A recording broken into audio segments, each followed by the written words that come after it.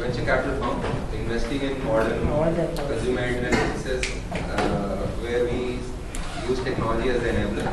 And we have been around for 2.5 years. This fund was started by me and Anand way back in 2012. Earlier, we used to work at different venture capital firms ourselves, and we decided to start this in 2012. So, I will basically take you through the basic contours of venture capital and valuation. I've been told that the speaker next will be covering the term sheet and statistics as such. So I have a few slides, but I will keep it interactive, and at any point of time, if you guys have any questions, you can shoot. Okay. So the agenda is like, I have divided it into 3 parts. What is venture capital? What is valuation on a broader level in venture capital? And understanding term sheets will be covered by the next one. So, in a very broad way, one can define venture capital, private equity. They are similar kind of instruments.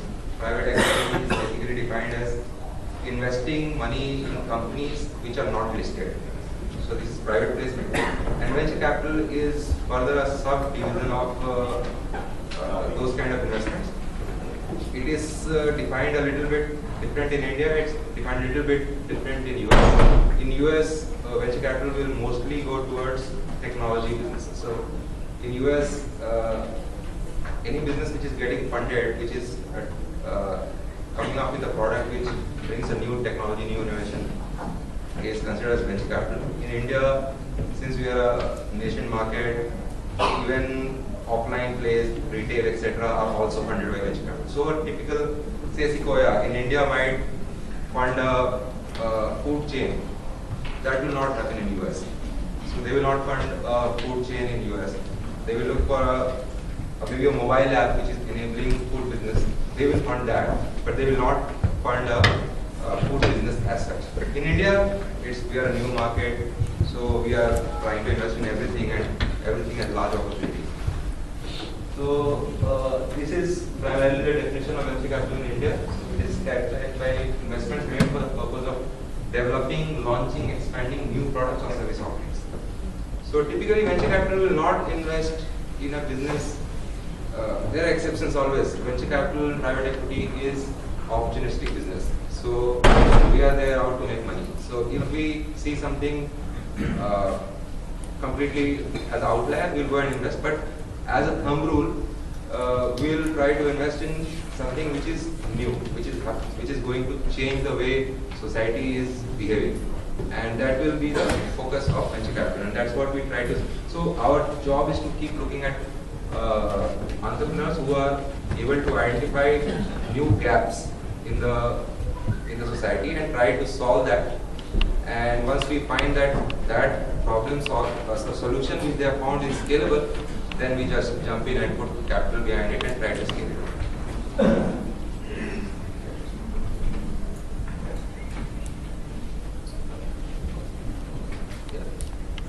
So this is how VCs work. So typically a VC fund, now there are different kind of structures, trust, etc. I will not go into that, but in the center is a VC fund, and here are investors. These investors can be of various kind of people. So HNIs can be investors, institutions, family offices, foundations, educational endowments. All of them allocate a part of their capital to VC funds, and then VC funds in turn go and try to invest in a number of startups. Again, there the strategy is different from each fund depending on the kind of money, the size of capital they are trying to allocate, the stage where they are investing, and accordingly they will have their strategy. Like somebody who is investing maybe at later stage, whose ticket size is say $100 million, they might do only 4 or 5 deals in a fund. While a fund like us, which is investing very early, where the chances of company dying are very high, we will go and invest in 20-25 companies. The idea is we have to pick up a winner. So at each stage, the probability of finding a winner changes. So early stage, you have to invest in more companies to catch that winner. At late stage, You have much more visibility in the business model. The business model has stabilized. You have seen the capability of the promoters. All that has been more or less taken care of. So therefore, there the risks are different, and therefore they allocate larger amount of capital, and therefore the number of investments is also less. What we make from it? So we charge a fees for managing that capital.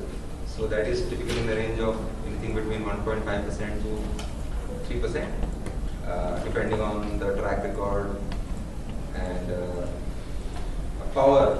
That is defined as power in the market. So if I have been running a fund for 20 years and I have consistently given 35% return to my investors, then I can go and tell that, okay, I want 3% fees.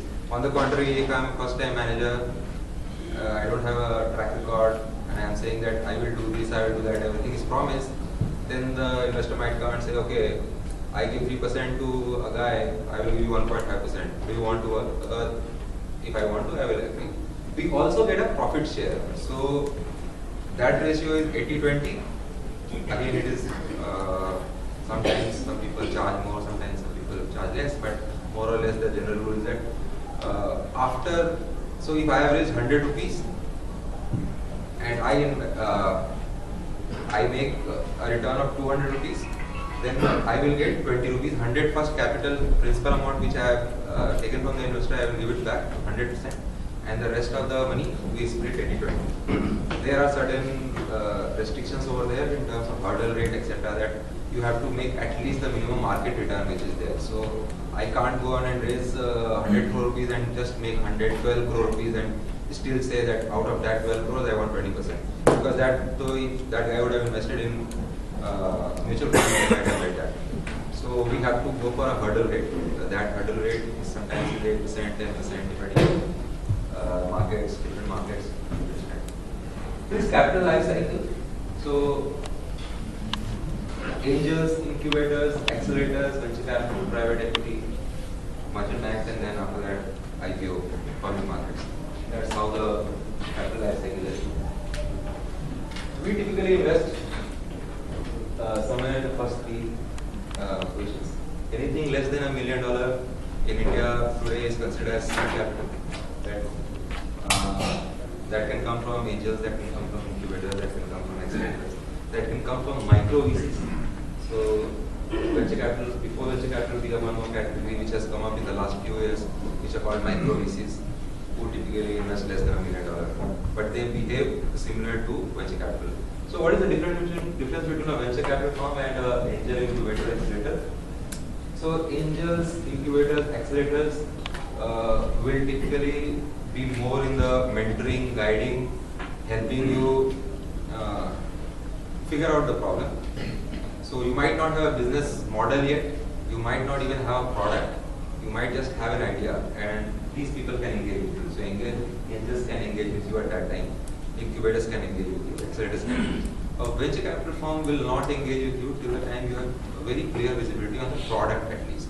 So product or service, whatever with respect to the business, that is very important for a VC to take a decision whether to back you or not. The first three can happen without this. So for example, if someone comes out from a large company, say from a Google, and he says, okay, I am trying to build out a solution which will help something related to traffic. Now he might not have product, he just has an idea. He might have 4 of his friends who will say, okay, we are working in our cushy jobs, making a good salary. We want to give you say $20,000 each. Go ahead and do this. So there, the investment is happening more on the person. There is no product. There is no product. There is no validation of the idea also. It's just an idea. The guy is there. The guy is good, and somebody will give him. Same can be the case for incubators, etc. But for venture capital, you need to have a product, at least a validated problem which you are solving, and a few customers. Now, customers can be defined as paying customers, non-paying customers, beta customers. So, a micro VC like us, we are happy with even beta customers or non-paying customers. Just few people who are using a product, validating that yes, whatever you have built has some value. And then we help you refine that, and then you can go and charge money for it, or maybe not charge money for it for a very long period of time, but that's all strategy. So once venture capital comes in, that's in anything between 1 million to 10 million. So in the last 2 years, and there you will see Series A, Series B, Series C, Series D, which you hear in the market. Those series are, nomenclature is used, again that is picked from West Coast. Now in India we don't have any Series A, Series B, Series C, Series C, Series D, because we only have one kind of instrument, which are preference shares.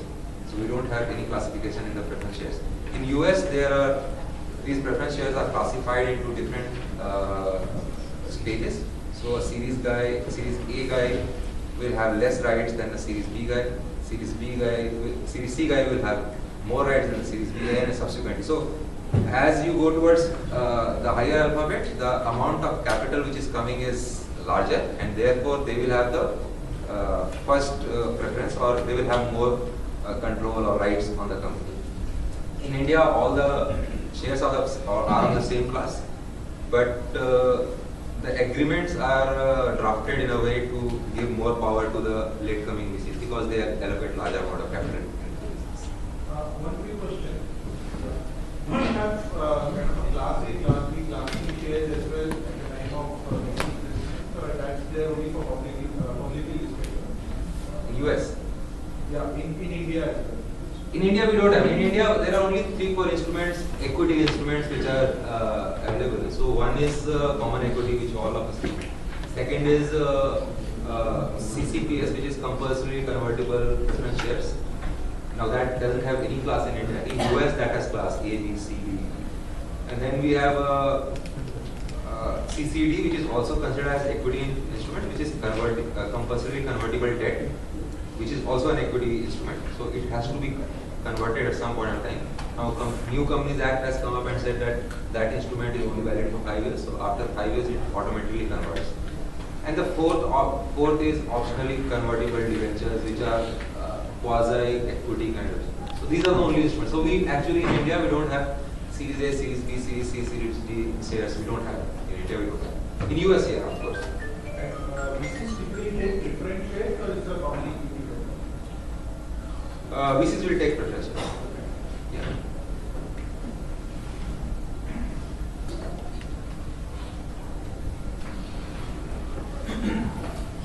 So again, on the valuation, I will only talk on the broader level. If you have any specific questions, you can ask. So we typically invest or try to invest in companies thinking that that one company which we are evaluating at that point of time is going to give all our money back. So that is the first premise with which we try to evaluate a company. And that is why you might often hear from VCs like Rajat was talking earlier, that they are not interested in companies which have 100 crore, 500 crore revenue today. They want companies which have the potential to become $1 billion, $2 billion. In US, it is $10 billion businesses. So that is because Matrix is a $600 million fund. So if they have to return their one fund, so they need to have a company or a successful company which should be valued in north of $1 billion. So therefore, the number comes from there. So VCs will typically try to take that much equity in the company, which they think, if it succeeds, has the potential to return the whole fund, because that is the probability we anticipate of catching a winner. So in every 10 companies, so this is early done math. So say we invest in 10 startups with 1 rupee each. So if you are very lucky, then you might get 2 of them doing 10x.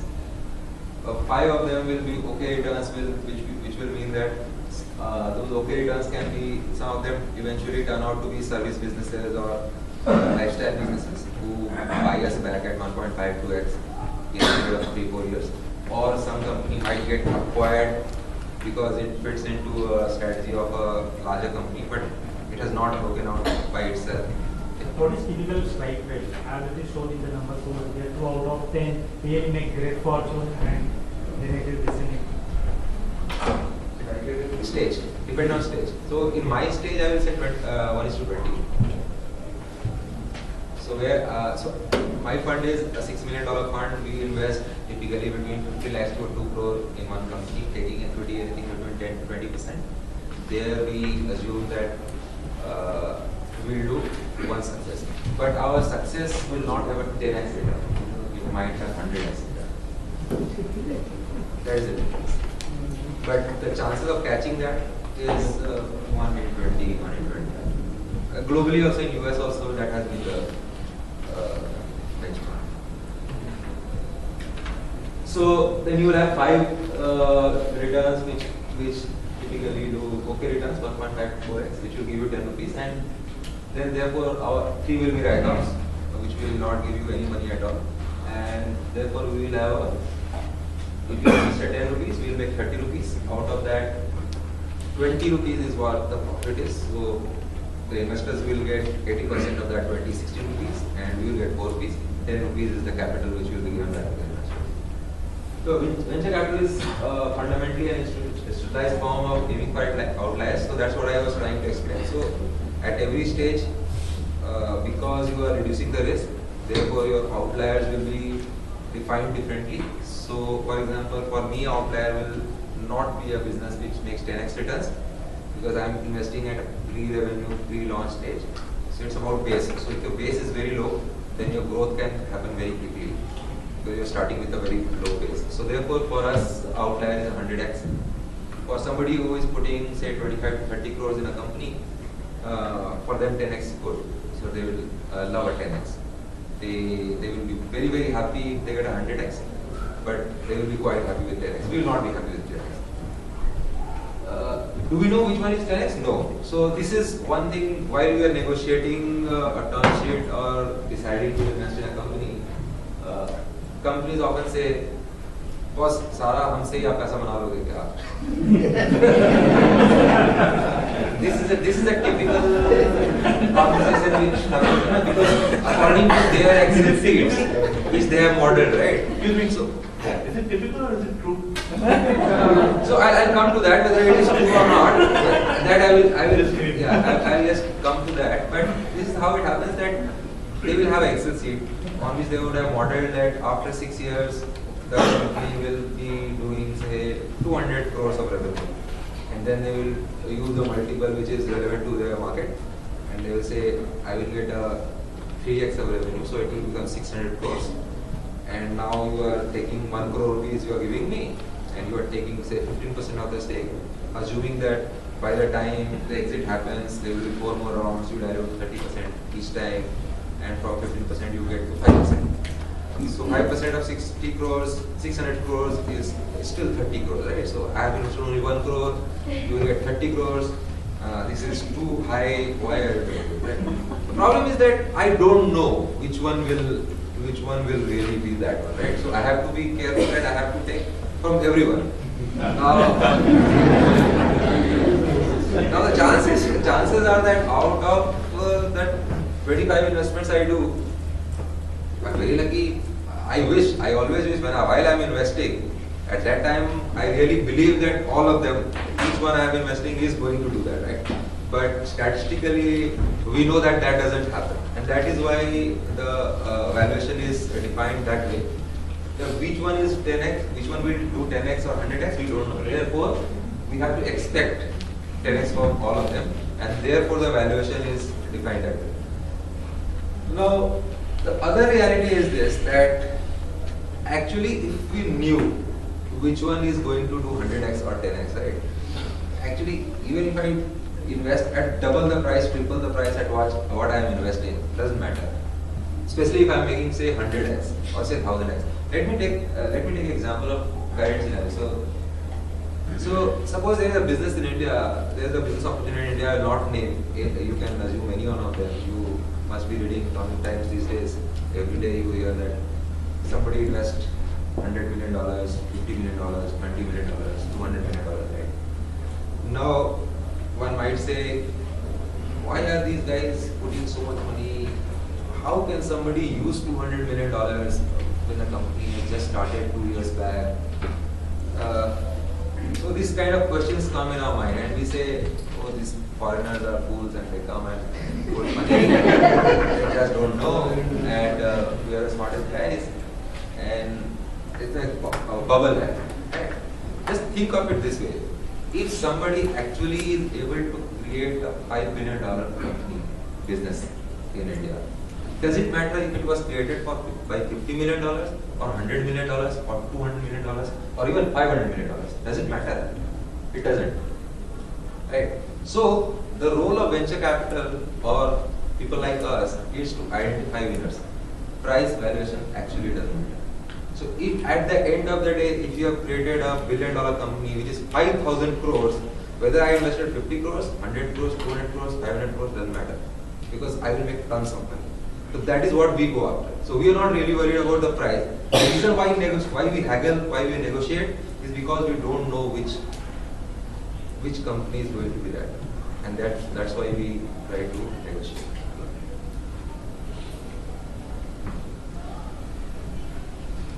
Super deal, venture capital perspective. So what is the goal? The goal is to build a highly profitable market leader, which can be either taken public or it can be sold to a very large enterprise, or which can merge with an existing very large company, therefore creating a large amount of value for each of its stakeholders. And in 5 to 8 years, that's very important. So typically, theoretically, every business, if properly run, should become $1 billion in 100 years. We are not interested in that because we have a time frame. So we want to make money 5 to 8 years because that's what our investors have given money to us for. So 5 to 8 years. Sometimes some funds can wait for 10 years also, but generally the time horizon is 5 to 8 years. So all the clauses which somebody will speak about in term sheet regarding exit will start clicking in 5 years. So they will say, मेरे को drag चाहिए 5 साल के बाद. I should be able to sell you after 5 years if you don't give me an exit. I want a buyback after 5 years. I want all kind of exit clauses they will try to cover, and that time horizon is 5 years. For an entrepreneur, sometimes they say, "Was 5 years? Why are you so? Why are you in a hurry? I am building this business for hundreds of years. Tata company was not built in 5 years, right? See how much value it has created for its shareholder. That's right. So we can't support that. So we would like the business to become sizable, and therefore we want to invest in companies which have high growth trajectory. So high growth is very important. Management team. So what do we look for management team? So well-rounded with proper experience in building a company, team works well together and led by an industry star. Team must also be effective. This is the thing, right? We don't get any of those actually. We don't get any of those. Because anybody who has the experience of building a company, proven experience of building a company, doesn't necessarily seek capital in the beginning. So he will go to his friend, family and get started, and he will only raise money when he has proven everything. So at least for me, as an early stage venture, we don't get those companies. So therefore you will see most of the companies which are getting funded these days by VCs are typically 22 to 28 year kids who have just passed out from some college. They are very passionate, they have found out some business idea and they are coding. उनके सामने बैठ के code कर रहे हैं, building an app, building something, and that's what we get.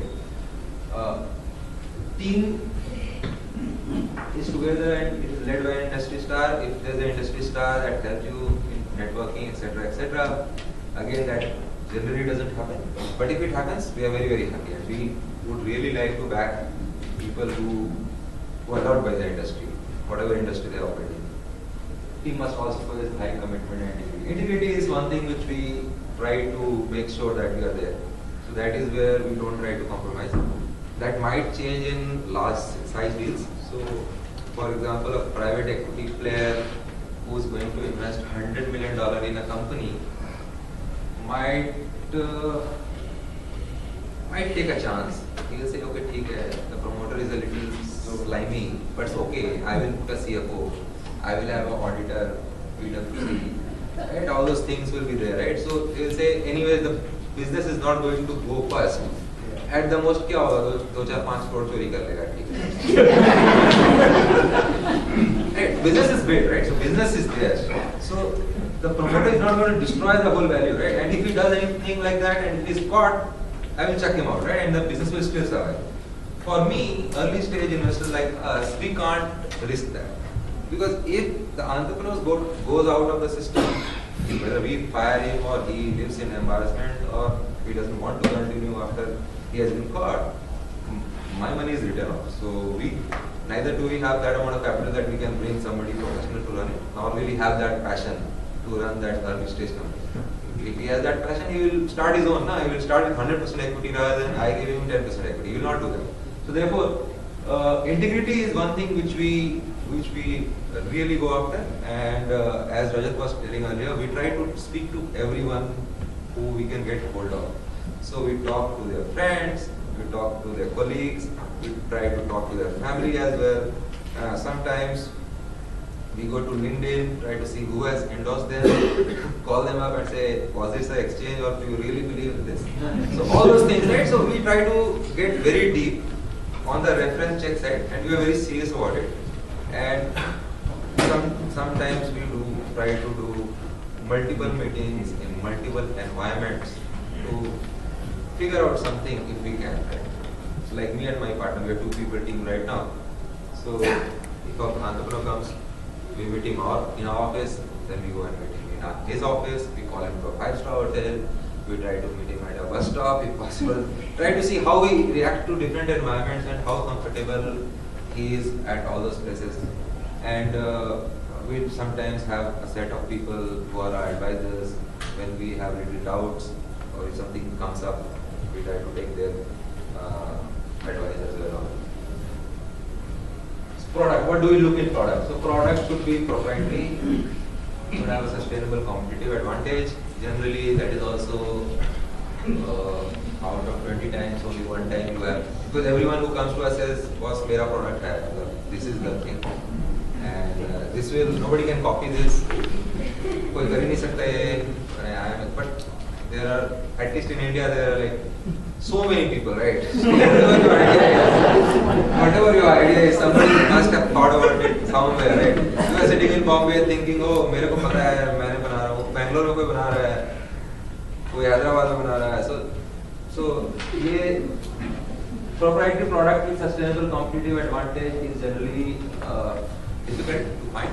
What the proxy to that which we use in our fund, I talk about my fund, is that the proxy we use is design, user experience.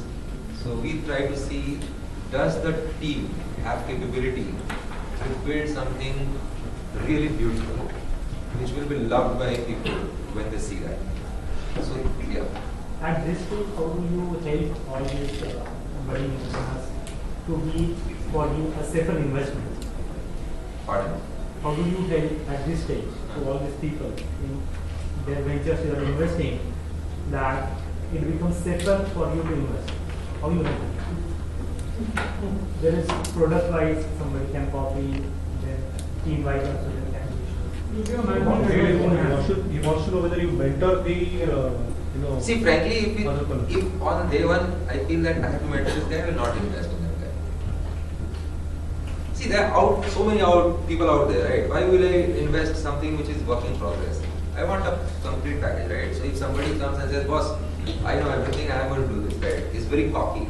But at the same time, he has something to show, right? Cockiness without the product, I will not appreciate. But 2 people, just think of it, 2 people, I find a team which is doing some product, let's say X product, right? This guy comes and says, okay, we are 3 people and we know everything, so I know sales, I have sales experience, so I know how to sell it. The other guy says, I'm a techie, I will build this out, I have built this out, see, I have built it out already. And third guy says, listen, I am very good at recruitment and operations and I will be able to do it, right? We are 3 people. Other set of people come with the same product, similar quality product. Guy says, I am only one person, help me find another person. who will do my sales, right? I am very motivated, but I can't find somebody, right? Help me, guide me, mentor me, find a new guy. Or I have a friend who wants to work, but he doesn't have experience in this. But if you help me, mentor him, we will make him, train him, and he will become a capable founder. Why will I invest? Why will I spend time over there, right? So typically I would want a complete team which is ready to execute, and I have to just put capital. Now this is again the utopian situation. That generally doesn't happen, but percentages, it works on percentage. Sometimes I'm confident he is 90% there, so we'll say okay, chalo kar dete hain, and we'll help him rest 10%. But to make my bet safest, I want a team which can execute, and my role has to be there of more of a, what do you say, cheerleader. So I say, oh great, बहुत अच्छा कर रहे हो, come on, और इसको और तेज भगाओ, that should be my role, right? If I have to actually go and tell a boss, तुम्हारा प्रोडक्ट ऐसे नहीं चल रहा है, वैसे करो, तुम्हारा सेल्स ऐसे नहीं हो रहा है, वैसे करो, ये रेवेन्यू वैसे करो, मार्जिन चेंज करो, then I have chosen a wrong team. So again, we do all that, right? We do all that, but that's not what we assume when we are investing. When we are investing, we think that कर लेगा, सब कुछ कर लेगा. Market. So product is, so we use proxies of design, UX, UI in these days because we are investing in consumer internet businesses. We think that people who have this kind of insights into how a user will behave with respect to his product, that is what we try to evaluate. So that's why we are in particular very specific about design capabilities of the team. So if a guy comes and he has a great business idea, his app looks like shit, we will just ask him to leave it.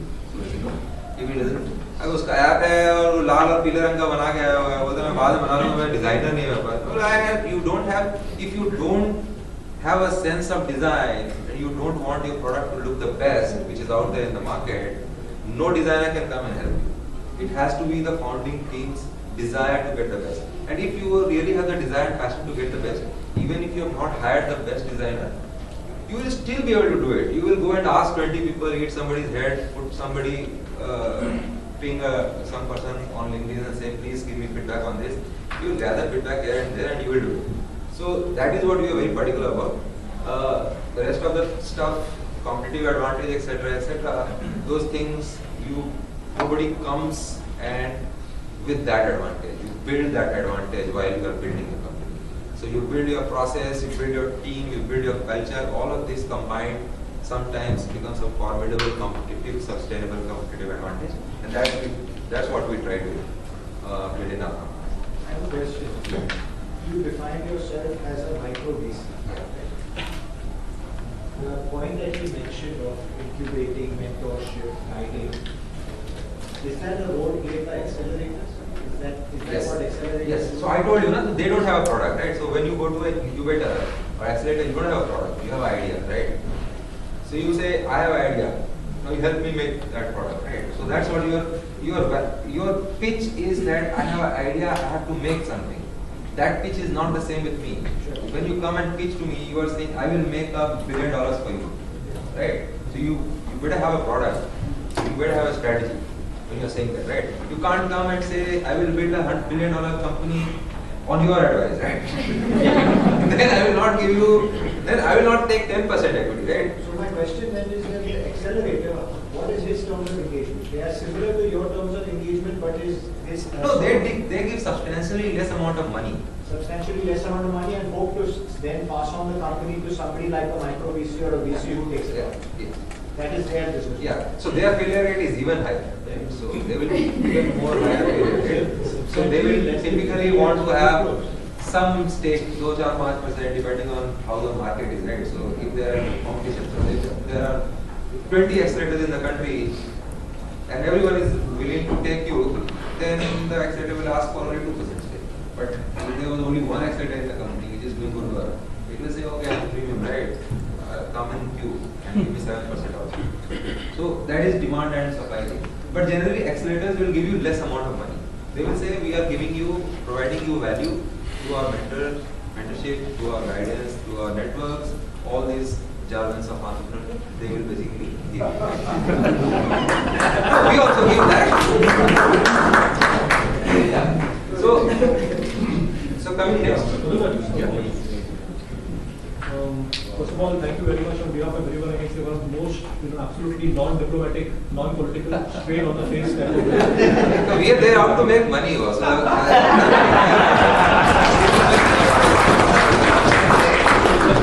So you are here to identify the Of course. Especially the excellent normally 80% later. What is the percentage that you take? India में 5 से 10%. Okay. US में कम. What is the person trying to give you better money and more job interviews? Yeah, minimum money will be anything between 5 lakhs to 20 lakhs. 25 lakhs is what you can expect for 5% to 10%.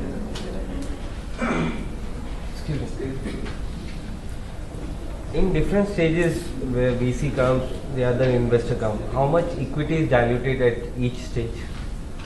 Demand supply was. Still, So how so much I'll tell you, promoter is left with? I'll give you a sense. So let's assume that a company will continue to raise money at different stages, right? And that stage is every 12 months it raises money. So it starts with incubator, 5% equity. Incubator will take. Next stage, micro VCs like us, they will play anything between 15 to 20%. After that round, next 2 rounds will be 30%. So a VC will put $2 million. I will put crore and a half. I will take 15-20% stake. Next guy, Series A, 2 to 3 million, 30%. Uska next round, 10 million to 15, 6 million to 12 million dollars. That will be again 30%. After that, it becomes how hot you are, right? So then it might be 10% for $50 million, and then the next $100 million can also come for 10%, and the next billion will also come for 10%. How much equity is left to give? Because everything goes by that. So the math doesn't work like that. So math doesn't work like that. Just explain that how. Yeah. So again, so this will be covered by the next time, but I'll just do a broader thing. So you begin with 100. So in India, you typically start a company with 1 lakh rupees of share capital, right? So you have 10,000 shares. So when you give equity, you don't give from those 10,000 shares. You issue new shares. So suppose first time accelerator comes, right? तो उसको आपने 10,000 में 500 shares issue किए, right? So then the ratio is that the total pool becomes 10,500, and he has got 500 by 10,500. Next time, when you are giving, say, for me, you give 2,000 shares, right? So now those 2,000 are fresh issued shares. Now that 2,000 shares dilutes not only the 10,000 shares of the founders, but also the 500 shares of the accelerator. So there will always be something left. It will never become zero. So zero to ho hi nahi sakta. It's a proportional thing, right? So it continues goes like that. Yeah. So last, but the most important thing which will get you a meeting with a VC is marketing. The reason same. Earlier I talked about $1 billion. So if you are not operating in a market which is multi-billion dollars, then most probably you will not get a meeting. People will not. They will say, "Okay, we don't want to invest in this. It's a waste of time." So market. So this is one thing which we have realized that entrepreneurs, in their full passion, they just get into it, jump into it, and सब बना देते हैं, मतलब शुरू कर देते हैं. I would advise each one of you, when you are starting, right, you should spend at least a month in doing market research. This is all VCs do, right? Before investing, we spend 1 month in market research. And that market research is not really going and talking to everyone, but doing intellectually stimulating brainstorming with our partners. You can do it with your friends, you can do it with your family, whoever you think that can help you. And try to gauge what is the depth in the market, how big the market can be. And do you want to build a business with that kind of depth? So everyone has different kind of ambitions. So if you are really interested in building a venture-backed large business, then it should not happen that after 2 years, when you have put your 2 years of effort, money, all kind of pain, whatever, and then you realize some VC will say, "Acha yaar, badhiya business hai, very good traction, but the market is only 500 crores." And say in best case you take 60% of the market. Best case you are the monopoly. Then also it's 300 crores. Take a multiple of 2, 3, 4x, right? 1200 crores. I want to invest in Flipkart, $7 billion, right? Why should I invest in a company which has only 1200 crores, 1300 crores potential? So therefore, it is important to do a research right away in the beginning if you want to build a venture-backed large business to see if there is depth in the market, and also try to keep a buffer for a few competitors. So if the market is $1 billion, don't think that you will take the all of them, right? So think that there will be 3 more people also who will come. So assume that you will be able to get, at the best case, in a long term, 5 to 7 years period, you will be able to get 20%, 15-20% market share. And your assumption should be based on that. And then only jump on that. So market size is very, very important. Don't try to operate in small markets. Small markets, if you want to operate, then you will have to look for other sources of capital. Try for debt, try for friends and family money. I don't know, try to squeeze your customers.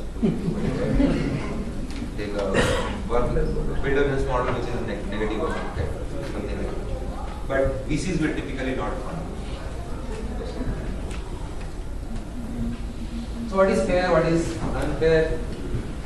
These are 2 charts which was prepared by my partner. We think both of them are unfair. You guys Both are unfair. Both are unfair. No, both are same. No, so in a VC stake. No, fair for whom, right? VC and promoter, right? So there are 2 cases. So there is a 1 crore revenue company will invest. Revenue after 5 years, say 15 crores. Company is sold for 60 crores. Now, if the VC has taken 60% stake for that, then he makes 36 crores, and the entrepreneur makes 24 crores, right? So VC makes 18 times.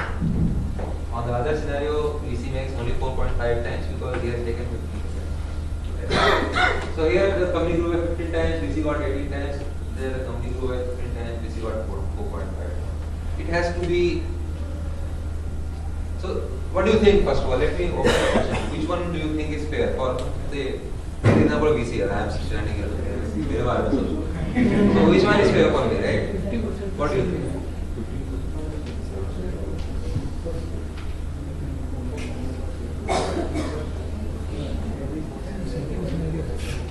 Any volunteers? Which one is fair for me? Second. This one, right? First you've taken a higher risk, in second you've taken a lesser risk. I'm taking the same risk. One crore and you are one of those things, right?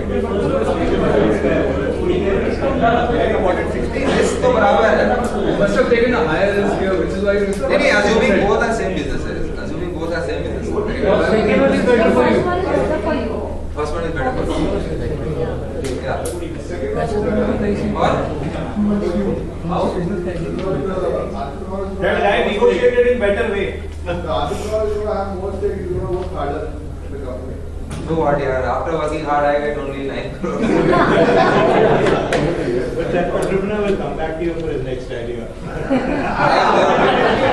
See, in long term, everyone is dead, right? So I am interested in short term. So in short term, मैं तो मेरा नहीं बनना पड़ेगा. So somewhere in the middle would be more fair to both parties. Let's go to the next side. Actually, this will answer your question.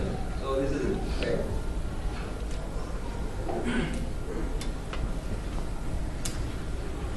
So it's not about fairness. Actually, it is about how big the business is to build, right? So going back to the slide, if the business potential is to be built only 60 crores, right? If this is my perspective, by the way. If I assume that this company is going to become only 60 crore business, as in this example, right? Then I will have to take a larger stake to justify my returns. Therefore, it will become unfair for the promoter. But if somebody comes and says, "Yeah, 60 crore है ना, ये गलत है," I will make it 600 crores. Right? तो मेरे को 36 crore लेने के लिए तो बहुत कम स्टेज चाहिए ना. So then I will have a different. So this again reflects from which market you are playing in, right? So if you are working in a very large market where the possibility, probability, potential is high of building a 600 crore business, then my pricing changes dramatically. And fair and fair question, if you start looking at this picture, right, then everything is fair for everyone, right? So यहाँ पे if you have built a large business, whatever stake anybody holds, whether the VC, whether the entrepreneur, anybody, everyone will make money. So everyone made money in Facebook. Yeah. When you invest in a company, what is the time frame of projections that you consider? Uh, 6 months? So if a company has to projecting that I can make 600 crore, Yeah. how do you judge that? Market size. So the business plan means, I am talking about actionable plan, right? Plan तो आप 20 लगा होता है ना, क्या फर्क पड़ता है? एक्सेल पे तो ऐसे ड्रैग करना होता है उसको.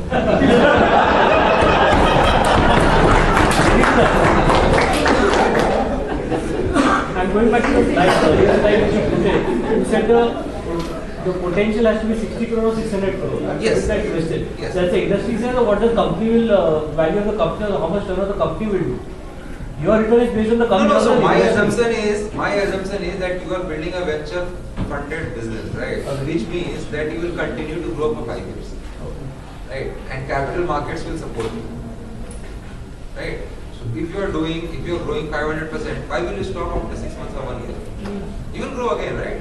You will get more money. You will keep on growing. You will keep on growing. But if the market itself is small, even if you have grown, after 2 years you will stagnate. Now then you will start looking for another market. आप pivot करना है. देखो 50 में खत्म होगी ना. तो फिर तो I have seen your capability in this business because the product I have seen in this business. Now you can pivot and maybe you pivot beautifully and you build that business as a $1 billion business, right? But I don't know that, right? So I will value you according to this standards.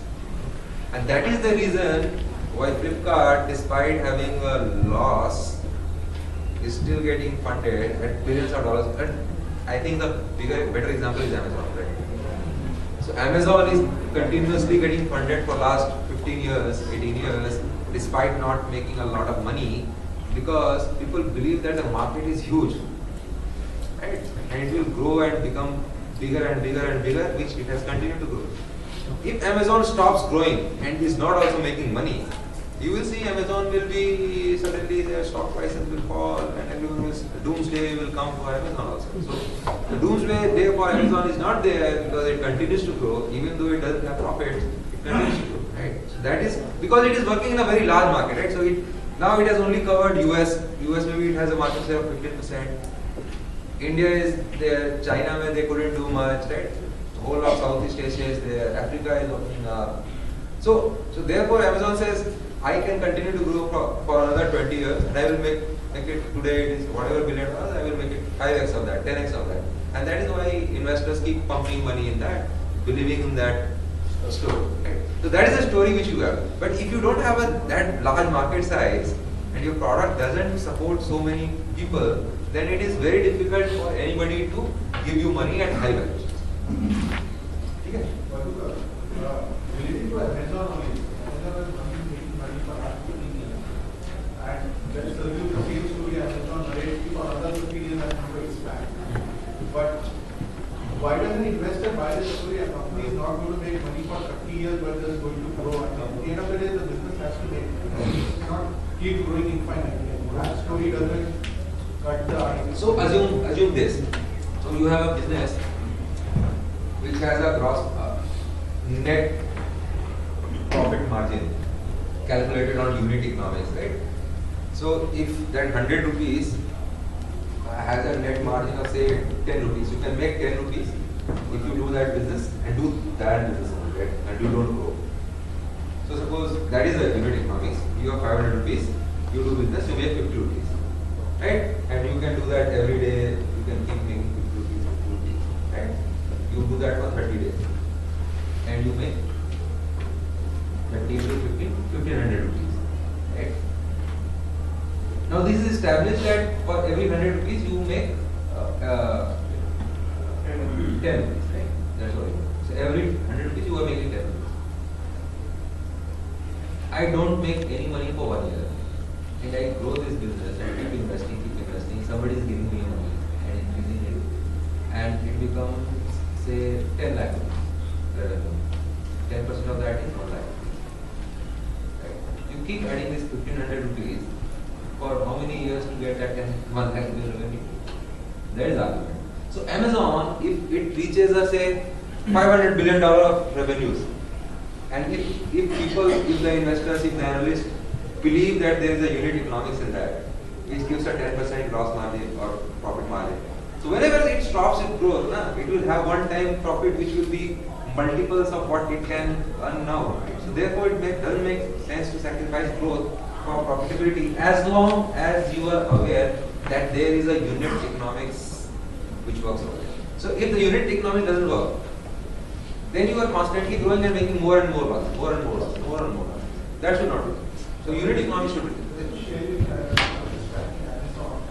In the month of September, the stock was almost at 52-week low. So I'm not sure whether the investors are now getting G3 or what. When the stock markets are going high, Amazon is actually getting battered in front of 52-week low. Yeah, so time will tell. So we don't know, right? Same thing. Yeah. Amazon was founded on the basis of online book selling, replacing the brick and mortar store. Now the life has become a full circle. They are opening the brick and mortar store here. So what exactly is happening here? So business is not about what Amazon started for or what their founders felt. That is all immaterial. Business is basically done for one. The bottom line is to make profit. But before that, to solve a problem. So if the consumer problem has changed, right, and if at that time nobody was selling books online, and that is why Amazon was able to sell books online and people started buying online. Now everyone is online, but people want to buy offline, then Amazon should open offline, right? Makes sense, right?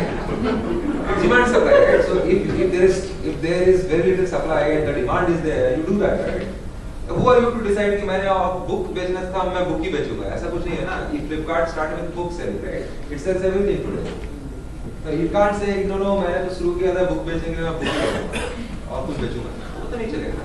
So that's how businesses evolve, right? So you start with a premise, you build a team, you keep on growing, and you have a market intelligence which tells you what to do next, right? And you keep doing that, and that's how you build a large business. So, valuation soft parameters. Specifics, my next speaker will say. I have the word soft parameters. So these are two set of teams which come to us. One says we want to raise money, hire some people, build the product. Of course, we will start with market research. This is one team. Second team comes, we said we have burned the midnight oil for last 2 years to research this need, build the product. I have left our jobs a few months ago because we just had to get started. Now, who do you think will get a better valuation? Forget about valuation. Who do you think will get funded? Second one, right? So there are a lot of people who come with that, right? So I have a great idea. I am working in McKinsey. Right? I have a great idea. I am from IIT Delhi. Therefore, you give me the money. Once you give me the money, I will resign. After that, I will hire 2 people, and then we will start the product development. 6 months we will do this, 12 months later we will do a series A. There are people, I am telling again, this is an opportunistic business. If that guy is very smart, sometimes they get funded also. But generally, nahi hota hai. This is not something which people fund. This is what people fund. So you have already built the product, you have spent 2 years understanding the sector, you are very confident about what you are talking about, you know what. So you have answers to everything which I can throw on you, right? And then you are the expert, right? So then I don't have any option but to give money. The only reason, only reason I will not invest is that I either have decided that I don't want to make money or I don't like you, right? If I don't like you, then I don't like you. I will not invest, whoever you are. But generally, since we are opportunistic, we see the opportunistic businessmen. Liking, they don't consider liking as anything apart from the ability to make money. So if you are showing the ability to make money, unlikely that I will not like you. you are covered. So if you are an expert in your domain, or if you have something new, and you are very confident, then you are. I already like you, right? So you don't have to impress me with any other things. So this is one very soft parameter. Is like what VCs like. Vijay, how much time do I have?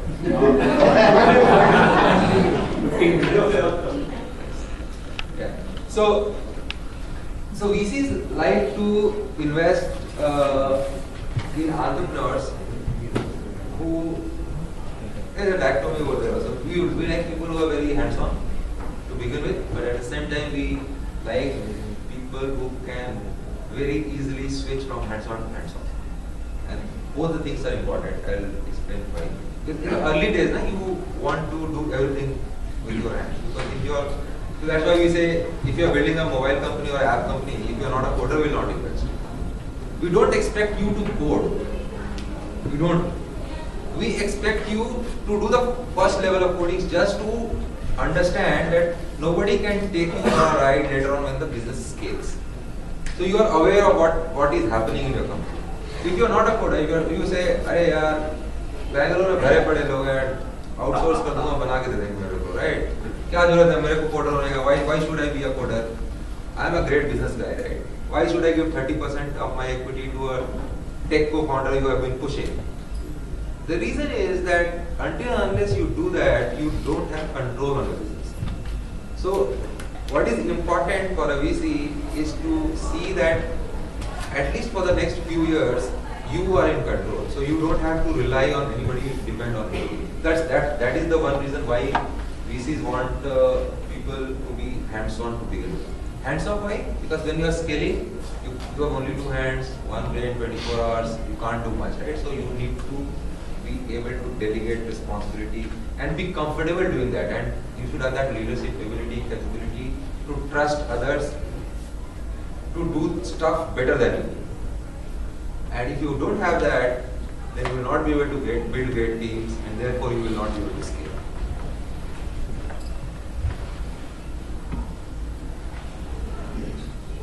Software. If you hire a sales head as soon as you get set, you don't mind even hiring a CEO. This basically gives the impression that the guy is not confident, right? So he is basically saying, "Yeah, आप पैसा दे दो, मैं सब कुछ कर लूँगा. I will get a CEO also, I will get a sales head also." On the contrary, other guy will say, "See, here, this is my sales head. He has joined as co-founder. I give him 30% equity already. So whatever money you are going to put, I am not going to give a lot of it to him because I have given equity from my side. And I will remain the CEO till the time the company is large, right? Large enough to be managed by me. Once it becomes larger than that, I am open. We can hire a professional CEO and he will run the company." So this second mentality is what we are looking for. So we are looking for people who are able to share, people who have leadership capability, and people who want to build a large business. $1 billion club. So last two slides. Yeah. Hopefully I will. Sure. So these people are definitely there in the $1 billion club, right? Flipkart, Snapdeal, Amazon. I have not mentioned because it has been in $1 billion for a while. These horizontal marketplaces are estimated they will be doing more than $5 billion of revenue this year itself. Market is estimated that it might go to $40-50 billion in 2018. Our guess is might be much earlier. Time will tell. And there are many more which are just knocking on the doors. So there is Ola Cab, there is Zomato, Paytm, Housing, and many more who are knocking on the door on the $1 billion. 5 years. In the next 5 years, probably we will have more tens of billion dollar company in India. So valuation.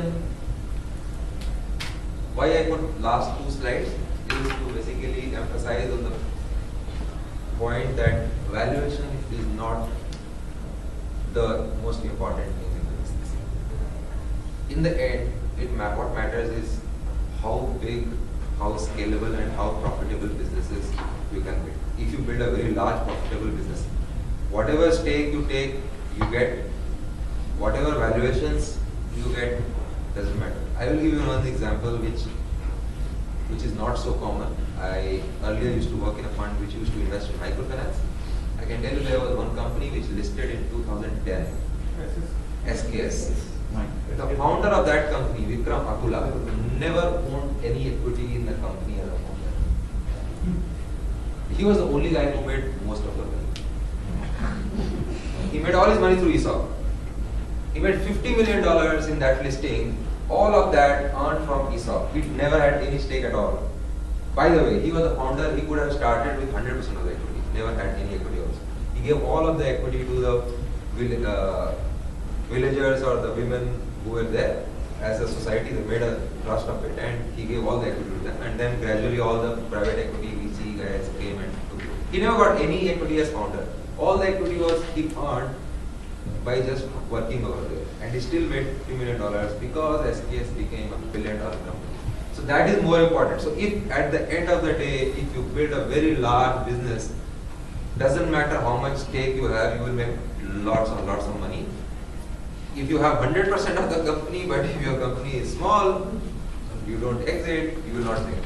So therefore, the bottom line is that don't focus on the valuation, don't focus on what I am getting, what he is getting, what XYZ is getting. Focus on how big the business can become, what has to be done, and therefore build a great team. That is the most important. Go after a large market, and best of luck.